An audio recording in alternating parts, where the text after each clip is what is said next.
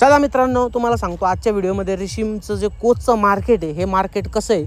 810 रुपये पर के जी चालू होतं, आता 630 रुपये पर के जी काऊन आलं, काय नेमका विषय, आपला माल किती भरला, आपल्याला टोटल पर के जीला किती भाव लागला आणि 21 दिवसामध्ये आपलं उत्पन्न किती लागलं, ह्या व्हिडिओमध्ये तुम्हाला पूर्णपणे गोष्टी सांगणार आहे. तर व्हिडिओ शेवटपर्यंत बघा. व्हिडिओला नवीन असेल तर व्हिडिओला लाईक करा आणि चॅनलला सबस्क्राईब करा. जय श्री महाकाल. नमस्कार मित्रांनो, कसे आहात? सगळे चांगले असाल. मी आपला सोस्ट हरिओम आणि पुन्हा एकदा स्वागत आहे आपल्या एका नवीन व्हिडिओमध्ये रेशीम उद्योगबद्दल. म्हणजे ह्या व्हिडिओमध्ये मी तुम्हाला पूर्णपणे बोलणार आहे मार्केटबद्दल. मार्केट कसं असते, कसं नसतंय, काय असतंय काय नसतंय, कसा भाव असतो, कसं असतंय, हे पूर्णपणे मी या व्हिडिओमध्ये सांगणार आहे. कारण की एक गोष्ट तुम्ही जर नोटीस केली असेल तर मागच्याच महिन्यात मी मार्केट केलं होतं, परत ह्या महिन्यात मार्केट केलं आणि परत आपली 30 तारखेला 100 अंडी पोनची बॅच आहे. म्हणजे मे एंडिंगला आपण परत एकदा मार्केट करणार आहे. नवीन एक्सपिरियन्स येतो, तो नवीन भाव लागते, नवीन माहिती येते, नवीन गोष्टी समजते आणि हेच गोष्टी मी तुमच्यापर्यंत शेअर करत असतो. तो त्यासाठीच म्हणतो व्हिडिओ शेवटपर्यंत बघा. व्हिडिओ नवीन असेल तर व्हिडिओला लाईक करा, चॅनल नवीन असेल तर चॅनलला सबस्क्राईब करा. आता जर फ्रंटचं जर म्हटलं तुम्हाला तर सांगायचं बोललं तर हे बघा, हे जे रेशीमचं मार्केट आहे आणि हे कृषी उत्पन्न बाजार समिती अंतर्गत म्हणजे एवढंच एक मार्केट आहे पूर्ण. आणि तुम्ही बघू शकता रेशीम कोष खरेदी केंद्र कृषी उत्पन्न बाजार समिती बीड, ह्यामध्ये पूर्णपणे जेवढं रेशीमचे कोस बनतात किंवा रेशीम शेतकरी जेवढा कोस वगैरे बनवतात पूर्णपणे ह्या मार्केटमध्ये घेऊन येत असतात. आणि हे मार्केट सेपरेट रेशीमसाठीच आहे. ह्यामध्ये आता हे जर तुम्ही सध्याचं सिच्युएशनला जर बघितलं तर हे सध्या व्यापाऱ्यांनी काल परवा माल घेतलेला आहे आणि हे त्यांनी इथं वाळू घातलेलं आहे. आता हे इथनं बँगलोरला शिफ्ट करत असतात. इथं तुम्ही बघू शकता पूर्णपणे जे की असतं ह्याच्यावरती सगळी माहिती वगैरे दिलेली आहे. व्हिडिओ स्टॉप करून हे बघू शकता, काही गरजेचं नसेल तर नाही बघू शकत. पण हे जो माल पूर्णपणे बँगलोरला शिफ्ट करता, बँगलोरला शिफ्ट करायचं महत्त्व असं असतं की तिथं सगळ्यात मोठं भारतातलं मार्केट आहे आणि आपण मार्केटला तिथं बँगलोरला न्यायला प्रॉब्लेम नाही. पण विषय तोच होतो की आपण जर समजा बँगलोरला माल नेला तर ट्रान्सपोर्ट भरपूर होतं, म्हणजे 12 तास लागते जवळपास आणि ते 12 तासामध्ये माल जो आहे पूर्णपणे खराब होऊ शकतो. खराब झाल्यानंतर तो पूर्णपणे पोचट होतो. त्यामुळं जास्त आपण लांब नेण्याचा प्रयत्न करत नाही. इथं पण आपल्याला चांगला भाव लागला, ठीक आहे, 500 रुपये पर के जी जरी लागला तर बेटर असतं. आपलं असं गरजेचं नाही की जास्त अपेक्षा आहे म्हणून आपण करतो. 21 दिवसापासून उत्पन्न भेटते, हे लई मोठी गोष्ट आहे आपल्यासाठी. आणि तुम्ही इथं पण बघू शकता, इथं पूर्णपणे जास्त एंट्रन्स आहे. आता हे तुम्हाला मी प्रत्येक व्हिडिओमध्ये सांगतोच आहे.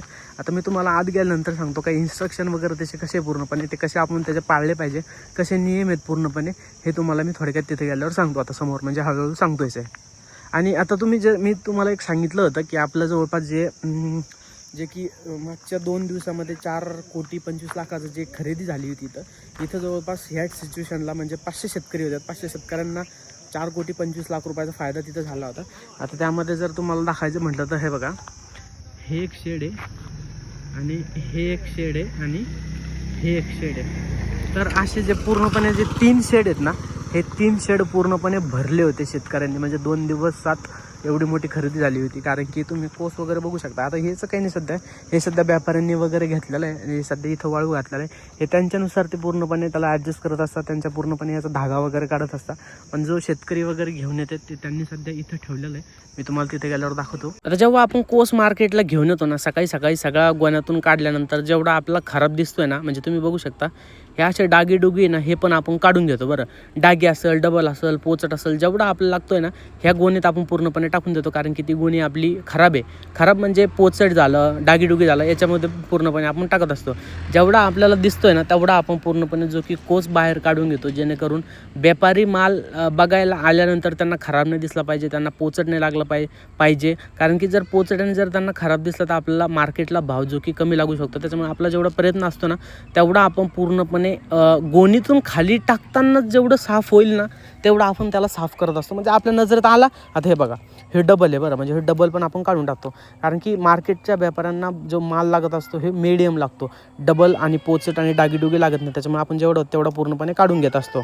आता जर समजा तुम्ही हे जर बघितलं ना, पिवळ्या कलरचे थप्पडे, हे व्यापाऱ्यांना माल घेतला होता बरं मागच्या 2 दिवसामध्ये 4,25,00,000. तर त्यांनी एवढा मोठा त्यांच्याकडनं ट्रान्सपोर्ट झाला नाही. त्याच्यामुळे त्यांनी पूर्णपणे जे की पिवळ्या पन्नीत आहे ना, ह्या पिवळ्या पन्नीत जो कोस आहे ना पूर्णपणे गुंडून ठेवला. आता याला वाऱ्याना पावसाना याला काहीच होऊ शकत नाही. बरं, म्हणजे अशा प्रकारे त्यांनी हा पण जुगाड करून ठेवलेला आहे. आता त्यानंतर तुम्ही बघू शकता रेशीम कोस खरेदी विक्री बाजारपेठ.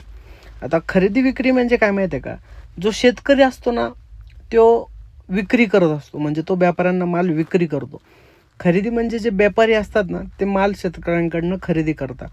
अशा प्रकारे जो एंट्रन्स आहे आतमध्ये तुम्ही लॉट वगैरे बघू शकता. प्रत्येक शेतकरी इथं आपला कोच आपल्या लॉटमध्ये ठेवत असतो. लॉट वाईज व्यापारी येऊन माल चेक करतो आणि तसा भाव ठरतो. अशा प्रकारे आपला माल इथं आपण पण ठेवलेला आहे. बाकीच्या शेतकऱ्यांना पण इथं माल ठेवलेला आहे. आता एक गोष्ट महत्त्वाची म्हणजे काय माहिती आहे का, आता एका शेडमध्ये जवळपास मधात 3 आणि तिकडं 2 आणि इकडं 2 म्हणजे 3 आणि 4 5 6 7 लॉट बसत असतात. प्रत्येकाचा माल डागीडुगी असेल, काही पोचट वगैरे असेल, त्यांना तो साईडला ठेवलेला आहे. कारण की जरी समजा भाव वगैरे जरी ठरला तर पोचट आणि डबल आपल्याला त्याच्यात मिक्स करता येत नाही. कारण की वजन आपलं चांगल्या कोसचंच होत असतं आणि चांगल्या कोसचा आपल्याला चांगला भाव लागला असतो. जो डबल कोस असतो ना तो 200 रुपये पर केजीने घेतला जातो आणि जो डागीडुगी ना हा 100 रुपये पर केजीने कोस जो आहे ना तो घेतला जात असतो. बाकी जो मीडियम जो आहे ना त्याला भाव ठरत असतो समजा समथिंग 500 600 700 रुपये पर केजी अशा प्रकारे. आणि जरी तुम्हाला सांगायचं आणखी एक महत्त्वाचं जरी म्हटलं ना, आता सगळ्यात जे मोठं मार्केट आहे ना हे रामनगरचं आहे बरं, म्हणजे बँगलोर साईड बरं, ठीक आहे. त्यानंतर आपल्या बीडला. आता एक गोष्ट लक्षात घ्या, जर रामनगरला 700 रुपये पर के जी जर माल चालू असला ना तर आपल्या इकडं 600 रुपये किंवा 630 रुपये असा माल आपल्या बीडला ठरत असतो. कारण की तिकडं माल भारतातलं सगळ्यात टॉपचं म्हणजे सगळ्यात मोठं मार्केट आहे बँगलोर रामनगरचं. आपण पण बँगलोर रामनगरला माल घेऊन जाऊ शकतो, पण त्यामध्ये आपलं ट्रॅव्हलिंग वगैरे भरपूर होतं ना, त्यामुळे आपण तिकडे नेत नाही. इथंच आपलं जे की बेटर होतं ना, आपलं इथंच चांगला भाव लागतो ते आपलं परवडतं. त्यामध्ये आवश्यक जर डॉक्युमेंट म्हटलं तर आपल्याला बँक पासबुकचं झेरॉक्स द्यावं लागतं.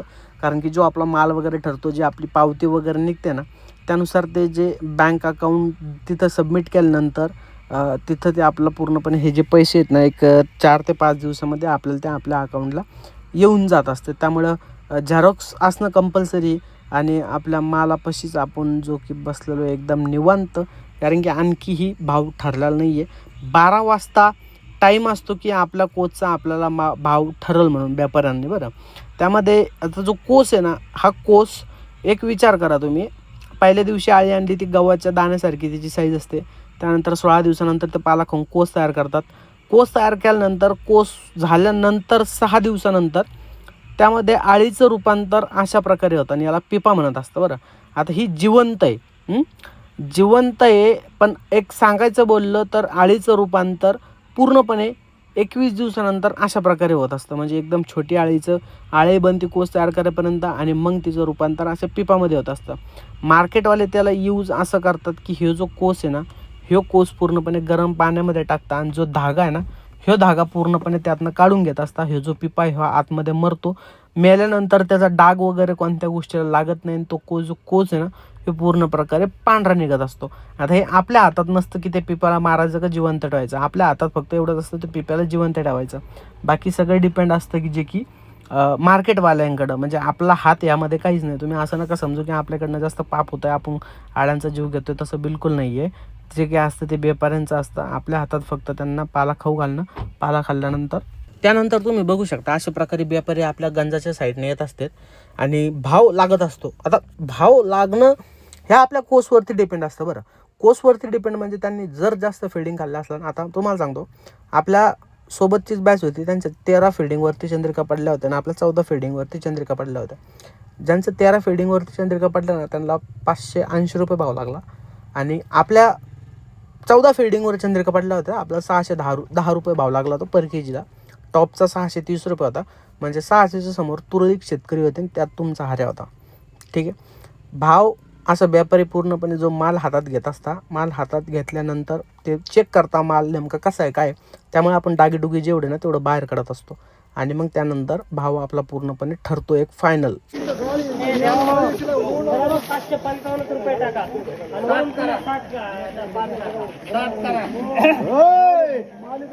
510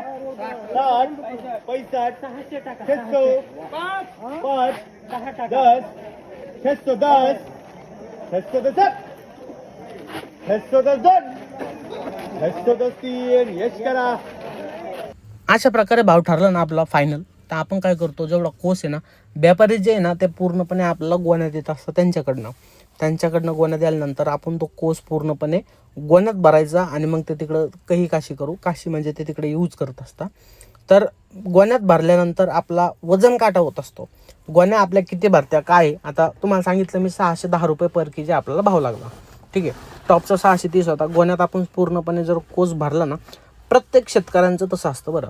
प्रत्येक शेतकरी काय करतो, आपापल्या गोण्यात दिल्यानंतर त्यामध्ये तो त्याचा जेवढा कोस आहे ना तेवढा कोस पूर्णपणे त्या गोण्यामध्ये भरून घेतो. गोण्यामध्ये भरल्यानंतर मग होतो वजन काटा. आता वजन काटा हा मेन गोष्ट आहे बरं. समजा 100 किलो भरला 610 रुपये ॲव्हरेज तुम्ही पकडून चालू शकता. आणि आपला जो माल आहे हा चांगला क्वालिटीचा होता, चांगला बेस्ट होता, पण मार्केट डाऊन असल्यामुळे आपण थोडं पाठीमागं आहे. पण हरकत नाही, आम्ही पण मागं सरकत नाही. 610 जो भाव आहे ना हा पण खूप मोठा आहे. 21 दिवसामध्ये तुम्हाला 70 ते 80 हजार रुपये कोणी देणार नाही, साहजिक गोष्ट आहे नाही का. मग सगळा कोस भरल्यानंतर प्रत्येकाचा व्यापारी ज्याने ज्याचा माल घेतलेला असतो लॉट क्रमांकावर तो पूर्णपणे आपला वजन काटा होतो. आपला जो कोस आहे ना हा पूर्णपणे 127 किलो चांगला भरला होता. आता बोलण्याकडे लक्ष द्या माया. 127 किलो आपला कोस चांगला भरला होता. डबल भरला होता 12 किलो आणि डागीडुगी भरला होता 4 किलो. म्हणजे ॲव्हरेज जरी म्हटलं तर आपला जवळपास 140 किंवा 144 किलो कोस जो पूर्णपणे भरला होता 150च्या बॅचला. म्हणजे ॲव्हरेजला आपण 6 किलोना फक्त मागं आहे, पण काही फरक एवढा पडत नाही. 610 रुपये आपल्याला भाव लागला. आपला भरला टोटल 127 किलो चांगला. आता तुम्हीच कॅल्क्युलेशन करा, 127 × 610 रुपये आणि मला कमेंट करून सांगा तेवढा आपलं 21 दिवसामध्ये प्रॉफिट झालेलं आहे 1.5 एकरमध्ये. ठीक आहे, समजलं तुम्हाला? तर ठीक आहे, व्हिडिओ आवडला असेल तर लाईक करा, चॅनल नवीन असेल तर सबस्क्राईब करा. तर भेटूया पुन्हा एकदा नवीन व्हिडिओमध्ये रेशीम उद्योगबद्दल. आणखी काही तुम्हाला कमेंट असेल तर त्या मला सांगा, म्हणजे तुमच्या मी कमेंट क्लिअर करेल. आणि तुम्ही पण रेशीमकडे वळा, माझं हे म्हणणं आहे. कारण की